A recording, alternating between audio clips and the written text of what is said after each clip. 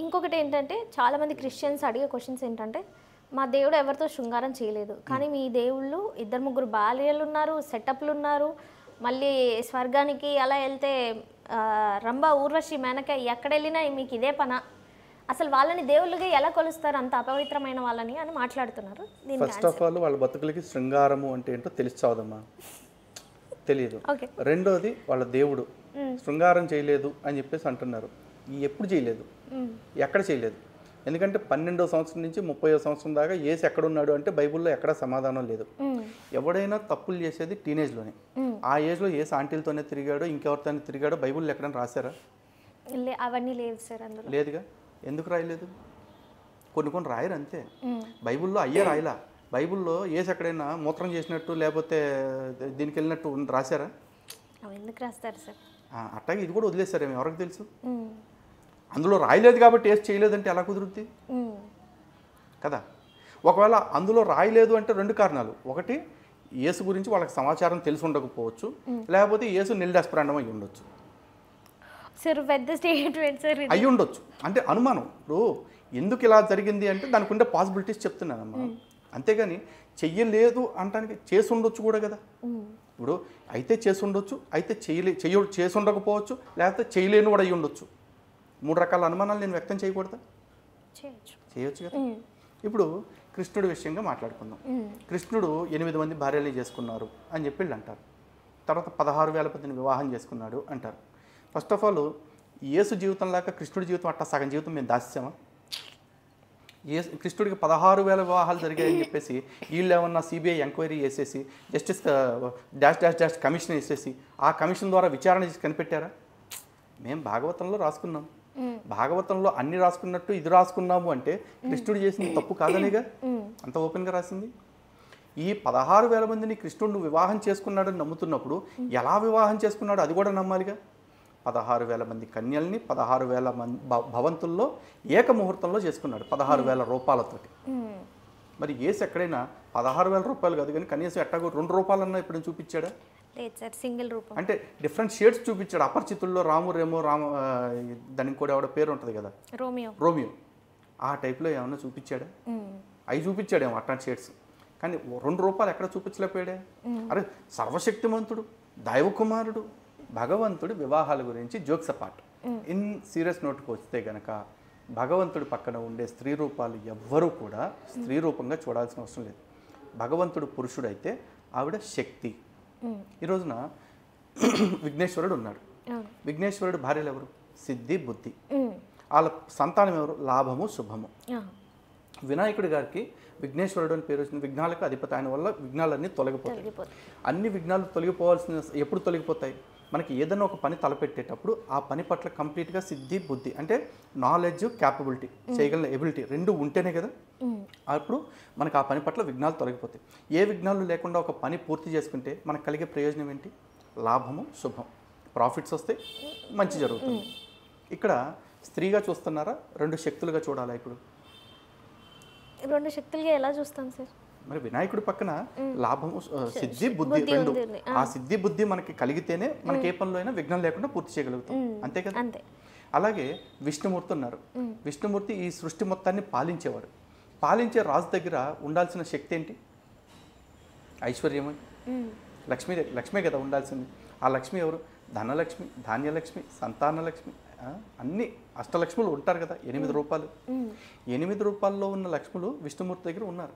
నేను నీ దగ్గర 1,00,000 రూపాయలు అప్పు అడిగానమ్మా, నువ్వు నాకు 1,00,000 ఇవ్వాలంటే నీ దగ్గర 1,00,00,000 రూపాయలు ఉంటే నాకు ఇవ్వగలుగుతావు. అలా కాకుండా నువ్వే దశంభాగం కోసం కుక్క పక్కిర్లా కూర్చున్నావు అనుకుని నీ దగ్గర వచ్చి అమ్మ 1,00,000 ఇవ్వంటే నా దగ్గర ఆడండి, నా దగ్గర ఏం లేవు అంటావు. రాజు అలా అనలేడు కదా. రాజు దగ్గర కూడా దండిగా సంపదలు ఉండాలి. ఆ రాజు దగ్గర ఉన్న సంపదల యొక్క శక్తే లక్ష్మీ అమ్మవారు. ఆ లక్ష్మీదేవి అష్టలక్ష్ముల స్వరూపము. మరి కృష్ణుడి భార్యలు ఎంతమంది? కృష్ణుడు ఎవరు? విష్ణు స్వరూపమేగా. కృష్ణుడి భార్యలు ఎంతమంది? 8 మంది. ఈ 8 మంది ఎవరు ఇప్పుడు చెప్పండి? అష్టలక్ష్ములే, 8 రూపాల్లో ఉన్నారు అక్కడ. అంతే. అలా ప్రతి దేవుడి పక్కన ఉండే భార్యలు కూడా ఆ భగవంతుడి యొక్క కళలు లేదా శక్తి అని చెప్పేసి చెప్తారు. కాదు మేము ఇట్లా రూపాల్లాగానే చూస్తాము, వాళ్ళిద్దరూ సంసారం చేశారు, వాళ్ళిద్దరూ పిల్లల్ని కన్నారు, ఇట్లాగే చూస్తాను అంటే చూసేవాడు నీ కర్మ. నీకు పురాణం అర్థం కాలేదు, ఎప్పటికీ అర్థం కాదు. నీకేం చెప్తే అర్థమవుతుంది? ఇంకా సో అలా అర్థం కాని వాళ్ళు ఇలా మురుగుతూ ఉంటారు. వాళ్ళకి మనం ఎంత చెప్పినా వినరు కూడా. కారణం ఏంటంటే వాళ్ళు కొన్ని వెస్టెడ్ ఇంట్రెస్ట్తో ఉన్నారు. మత మార్పిడి చెయ్యాలి, హిందువుల్ని మత మార్పిడి చేయాలంటే ఫస్ట్ హిందువులకి హిందూ దేవుళ్ళ పట్ల విలువ లేకుండా చేయాలి. విలువ లేకుండా చేయాలంటే వాళ్ళు పురాణాల ద్వారా ఏదైతే మెసేజ్ ఇస్తున్నారో ఆ మెసేజ్ని చెప్పకుండా ఆ స్టోరీని కంటామినేట్ చేసి లేదా పొల్యూట్ చేసేసి వాళ్ళ బుర్రల్ని పాడు చేసేస్తే మతం మారిపోతారు. దానికోసం వాడు పుస్తకాలు రాస్తాడు, వీడియోలు చేస్తాడు, హిందూ గ్రంథాలు అవమానిస్తూ ఎన్నెన్నో మాట్లాడతాడు. అంటే వాళ్ళు శృంగారం అనే టాపిక్కే తీస్తున్నారు, అది చేస్తే తప్పని వాళ్ళు ఎలా అంటున్నారో వాళ్ళ దేవుడికి చేతకాలేదు కదా. మరి వాళ్ళ దేవుడికి చేత కాలేదు, వాళ్ళ దేవుడు చేయనప్పుడు మరి దేవుడిని నమ్మినట్టు వీళ్ళు కూడా చేయకూడదు కదా. ప్రాబ్లం ఏంటంటేనమ్మా, యేసు పెళ్లి చేసుకున్నాడు అన్నాం అనుకో, యేసుని మనం ఏమైనా తప్పు అంటామా? అందరూ చేసుకుంటున్నారు, ఆయన కూడా చేసుకున్నాడు. మహమ్మద్ ప్రవక్త పెళ్లి చేసుకున్నాడు, పెళ్లిళ్ళు చేసుకున్నాడు. ఆయన ఎన్ని చేసుకుంటే మనకెందుకు? చేసుకున్నాడు ప్రవక్త కాబట్టి. వీళ్ళు ఏమంటారు, దేవుడంటే పెళ్లి చేసుకోకూడదు, దేవుడంటే పుట్టి ఉండకూడదు, దేవుడంటే మరణించి ఉండకూడదు, దేవుడంటే పాపం లేనివాడు అవ్వాలి. అఫ్ కోర్స్ అన్నీ అవ్వాలి, కానీ నువ్వు ఒక రాజ్యాంగం రాసి దేవుడిని నువ్వు ఎక్కడే ఉండాలి, నాకు నచ్చినట్టు ఉండాలి అంటే కుదురుద్దా? అలా ఎలా సార్? ఉన్నది మనం పాటించాలి కానీ మనం పెట్టింది వాళ్ళు పాటించకూడదు కదా. నువ్వు కంపెనీ పెట్టావమ్మా, నీ కంపెనీలో నీ రూల్స్ ప్రకారం స్టాఫ్ ఉండాలా, స్టాఫ్ పెట్టే రూల్స్ ప్రకారం నువ్వు నడుస్తావా? నేను పెట్టిన రూల్స్ ఉంటాయి సార్, ఎవరైతే మెయిన్ హెడ్ ఉంటారో. ఈ సృష్టిని చేసింది పరమాత్మ, పరమాత్మ రూల్స్ ప్రకారం మనం నడుచుకోవాలా, లేకపోతే మన రూల్స్ ప్రకారం పరమాత్మ నడుచుకుంటాడా? జనరల్గా మనం అన్ని దేవతల గురించి దేవుళ్ళ గురించి మాట్లాడుకుంటాం కానీ రావణాసురుడి గురించి ఎక్కువగా మాట్లాడుకోం సార్. కొన్ని ప్లేసెస్లో ఆయనను కూడా దేవుళ్ళలాగా పూజిస్తారు. ఆయన గురించి ఏం చెప్తారు? మన తెలంగాణలో ఉన్నాయి అసలు రావణాసురుడు టెంపుల్స్? డిఫరెంట్ అమ్మా. ఇప్పుడు చాలా మంది చాలా చోట్ల పూజ చేస్తారు. ఎందుకు యెహోవాను పూజ చేయట్లేదు ఇజ్రాయెల్లో? యేసుని పూజ చేయట్లేదు. మళ్ళీ యేసు ఎందుకు వచ్చాడు సార్? పక్కకు పెట్టండి సార్. రావణాసురుడిని పూజ చేస్తున్నారు కొంతమంది. అంటే ఎవరు నచ్చిన పూజలు చేసుకుంటారు. రాక్షసుడని ఏం ఫీల్ అవ్వట్లేదు సార్ మేము పురాణాల్లో. నేనైతే ఏం ఫీల్ అవ్వట్లేదు, ఎందుకంటే ఆయన గురించి కొంచెం రాయబడి ఉంది కాబట్టి, అదంతా ఇన్ని జరిగింది కాబట్టి దేవుళ్ళు అయ్యారు. సింపుల్. రావణాసురుడు రాక్షసుడు కాదు అని నువ్వు ఫీల్ అవుతున్నాను అంటున్నావు. అసలు రావణాసురుడు అనేవాడు ఒకడు ఉన్నాడు అని నీకు ఎలా తెలిసింది? మన దేవుళ్ళ వల్లే తెలిసింది. అది ఏ గ్రంథం వల్ల తెలిసింది? అంటే లైక్ రామాయణం వల్లే కదా. మరి ఆ రామాయణంలో రావణాసురుడు రాక్షసుడు అని రాశారు కదా. ఏ బుక్ వల్ల అయితే రావణాసురుడు అనే వ్యక్తి తెలిసాడో ఆ బుక్ వల్ల రావణాసురుడు అనేవాడు రాక్షసుడు అని కూడా తెలుస్తుంది. నేను నమ్మను అంటున్నావు అంటే ప్రాబ్లం బుక్ లో లేదు, నీ మైండ్ లో ఉంది కదా. నేను రాక్షసుడు అని అంటే ఆయన గురించి మాట్లాడుకోలేనంత ఏం లేదు. అక్కడ రావణాసురుడు ఉన్నాడు కాబట్టి యుద్ధాలు చేశారు, అన్నీ జరిగాయి, సనాతన ధర్మం కోసం పోరాడారు కాబట్టి ఆయన కూడా తెలిసాడు. ఆయన లేకపోతే మళ్ళీ యుద్ధాలు ఎట్లా అయ్యాయి సార్? ఇది ధర్మం కోసం ఎక్కడ కొట్లాడేవాడు? ఈ సృష్టిలో మంచి చెడు, నిజము అబద్ధము రెండు విడివిడిగా లేవు. సృష్టి మొత్తం కూడా ఎప్పుడు రెండు ఉన్నాయి ప్యారలల్ గా. ఇది మనకి పురాణాల ద్వారానే తెలుస్తుంది. మీకు శివపురాణంలో ఒక ఘట్టం చూస్తే ఇదే లింగ పురాణంలో కూడా ఉంది. ఒకసారి బ్రహ్మదేవుడు విష్ణుమూర్తికి ఒక చిన్న మాట తేడా వచ్చింది. దానిలో ఏం తెలుసుకోవాలనుకున్నారు? ఎవరు గొప్ప అని తెలుసుకోవాలనుకున్నారు. ఆ గొప్పతనం తెలుసుకోవాలనుకుంటున్నప్పుడు ఒక మధ్యలో అగ్నిలింగం ప్రత్యక్షమైంది. దాని యొక్క ఆద్యంతాలు తెలుసుకోవాలని విష్ణుమూర్తి భూమిలోకి తవ్వుకుంటూ వెళ్ళారు. బ్రహ్మదేవుడు ఆకాశ మార్గంలో పై భాగాన్ని కనుక్కోవటానికి వెళ్ళారు. విష్ణుమూర్తి కాసేపటికి వచ్చేసి నేను తెలుసుకోలేకపోయాను అని చెప్పి వచ్చారు. బ్రహ్మదేవుడు మాత్రం నేను తెలుసుకున్నాను అని చెప్పి 2 సాక్ష్యాలు కూడా తీసుకొచ్చారు. బ్రహ్మ అబద్ధం చెప్పారు. సృష్టి ఆరంభంలో ఒకే లోకంలో దేవతల ఇద్దరు కూడా ఒకళ్ళు నిజం చెప్పారు, ఒకళ్ళు అబద్ధం చెప్పారు. మరి ఇప్పుడు చెప్పండి, మంచి చెడు విడివిడిగా ఎక్కడి నుంచి వచ్చినాయా? సృష్టి ఆరంభం నుంచి రెండు కలిపే ఉంటున్నాయి, కలిపే ట్రావెల్ అవుతున్నాయి. మంచి ఉంటుంది, చెడు ఉంటుంది. ఆ చెడుని తప్పించుకుంటూ మనం మంచి వైపు నిలబడటమే ధర్మం అంటాము.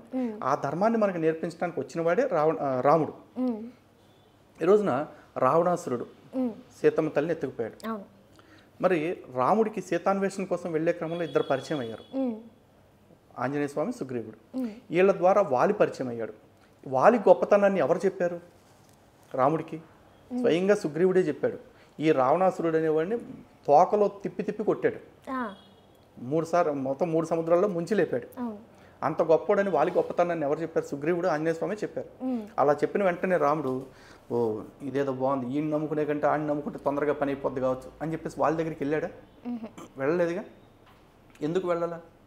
ఎందుకంటే వాలి ఏదైతే తప్పు చేశాడో సుగ్రీవుడి భార్యను ఎత్తుకుపోవటం, రావణాసురుడు అదే తప్పు చేశాడు. ఆ యదవ నుంచి నా భార్యను తెచ్చుకోవటం కోసం ఈ వెధవ ఇంకొకటి భార్యను ఎత్తుకు వెళ్ళిపోయిన ఈ వెధవ సపోర్ట్ నేను తీసుకుంటే నేను ఇంకా ధర్మం అనే మాటకు అర్థమే ఉంది. అదే ఆ రోజు రాముడు చేస్తుంటే ఈరోజు రాముడిని రామో విగ్రహవాన్ ధర్మ అంటూ చెప్తామా మనం? చెప్పంగా. కానీ రావణాసురుడు వాడి అవసరం కోసం ఏమైనా చేయగలడు. అంటే పాపాలు చేయటం మానేసి సాధు జీవనం గడుపుతున్న మారీచుడిని తిరిగి మళ్ళీ యదవ కింద మార్చగలడు. దేవుణ్ణే మోసం చేసి ఒక దుష్టశక్తి కింద తయారు చేసింది ఎవడు? రావణాసురుడు. ఇప్పుడు అర్థమవుతుందా ధర్మం నమ్మిన వాడికి అధర్మాన్ని నమ్ముకున్న వాడికి తేడా. కానీ ఇప్పుడు మీరు నమ్ముతారా రావణాసురుడు లైక్ దేవుడిలాగా శక్తి ఉందంటే? రాక్షసుడు అని ముద్ర వేసేస్తారా మీరు కూడా? రాక్షసుడే కదమ్మా, 100% రాక్షసుడే కదా. రావణాసురుడు ఏ రకంగా మంచివాడో చెప్పమంటున్నాను నేను కూడా. నేనేమంటానంటే జనరల్గా ఆయన ఉన్నాడు కాబట్టి యుద్ధాలు జరిగాయి, ఒక అధర్మం కోసం నిలబడ్డారు కాబట్టి మన పుస్తకాలలో ఉన్న దాని ప్రకారం నేను అంటున్నాను. అలా తీసుకోవటానికి లేదు, ఎందుకంటే రావణాసురుడు కుంభకర్ణుడు ఎవరు? పూర్వజన్మలో జయ విజయులు, సాక్షాత్తు భగవంతుడి యొక్క ద్వారపాలకులుగా ఉన్నారు. భగవంతుడు ద్వారపాలకులుగా ఉన్నాం కదా అని చెప్పేసి అహంకారానికి పోయారు. సనక సనందులు వచ్చినప్పుడు వాళ్ళు వెంటనే శాపం ఇచ్చేశారు. ఎవరికి ఇచ్చారు? భగవంతుడు ద్వారపాలకులకే ఇచ్చారు వాళ్ళు ఏకంగా శాపం.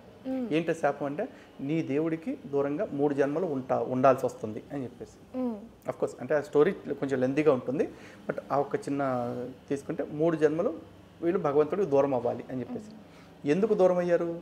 ఎంత గొప్పవాడైనా భగవంతుడికి ఎంత దగ్గరగా ఉండేవాడైనా సరే అహంకారానికి ఎప్పుడు లోనవ్వకూడదు. కానీ జై విజయులకి అహంకారం వచ్చింది, వాళ్ళు రాక్షస జన్మ పొందారు. వాళ్ళకే అంత అహంకారం వచ్చి అట్లా పొందారు అంటే ఈ రోజున మేము భగవంతుడికి దగ్గరగా ఉండేవాళ్ళం అని కొంతమంది పాస్టర్లు కావచ్చు, స్వామీజీల ముసుగులో ఉన్నవాళ్ళు కావచ్చు, కొంతమంది ముల్లాల ముసుగులో ఉన్నవాళ్ళు కావచ్చు, రకరకాల పెత్తనాలు చేస్తూ ఉంటారు. ఇందాక నువ్వు చెప్పినట్టు ఆడవాళ్ళ విషయంలో అలాంటి వాళ్ళందరికీ శిక్షలు లేకుండా ఉంటాయా? వాళ్ళకు కూడా ఉంటాయి, ఖచ్చితంగా ఉంటాయి కదా. కానీ ఆ పూర్వజన్మలో వాళ్ళు దేవతలు కాబట్టి ఈ జన్మలో రాక్షసులుగా పుట్టిన వాళ్ళని దేవతలుగానే చూడాలి అని చెప్పేసి ధర్మశాస్త్రం చెప్పట్ల. వాళ్ళలో మంచి ఉన్నప్పుడు వాళ్ళ మంచిని తీసుకుందాం, వాళ్ళ వల్ల చెడు జరుగుతున్నప్పుడు ఆ చెడుని వాళ్ళ ద్వారా నేర్చుకుందాం. మనం నేర్చుకుని ఇలా బతికితే మనకి ఇలాంటి కర్మ వస్తుందా కాబట్టి ఈ చెడుని విడిచిపెడదాం, అది కూడా నేర్చుకోవాలి మనం. ఇవన్నీ మనకి ఇతిహాస పురాణాలు నేర్పే లెసన్స్, ఇవి మోరల్స్.